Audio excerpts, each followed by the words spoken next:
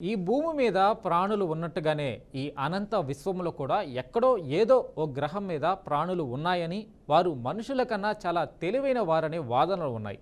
వారినే గ్రహాంతర వాసులు లేదా ఏలియన్స్ అని అంటూ ఉంటారు. వారు అప్పుడప్పుడు ఫ్లయింగ్ సార్సర్స్ అంటూ గుర్తించలేని ఎగిరే వస్తువుల ద్వారా ఈ భూమి మీదకు వస్తారని కొందరు శాస్త్రవేత్తలు నమ్ముతారు. అయితే గ్రహాంతర వాసులు ఉన్నారో లేదో చెప్పడానికి నేటి సైన్స్ వద్ద ఖచ్చితమైన ఆధారాలు లేవు. కానీ భూమి మీద ఉన్న పరిస్థితులు, పరిణామం మరెక్కడైనా సంభవించి ఉంటే ఆ గ్రహాల మీద కూడా జీవం ఆవిర్భావానికి అవకాశం లేకపోలేదు.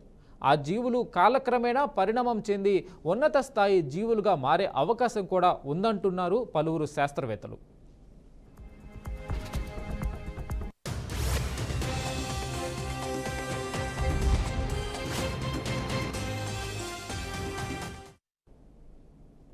మన సౌర మండలంలో ఎక్కడా కూడా జీవం ఉన్న ఆనవాళ్ళు అయితే లేవు.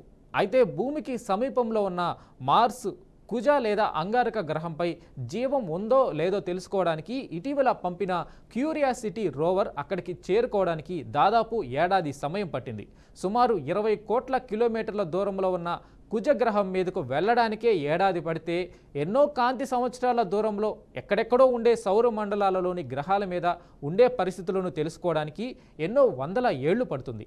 అయితే ఆయా గ్రహాల మీద గ్రహాంతర వాసులు ఎవరైనా ఉన్నా వాళ్ళు మన భూమి దగ్గరికి రావడానికి కూడా అంతే కాలం పడుతుంది. అది సాధ్యం కాదు. కాబట్టి గ్రహాంతర వాసులు ఎక్కడో అక్కడ ఉన్న వారిని మనం చూడడం దాదాపు అసంభవం అనే చెప్పవచ్చు.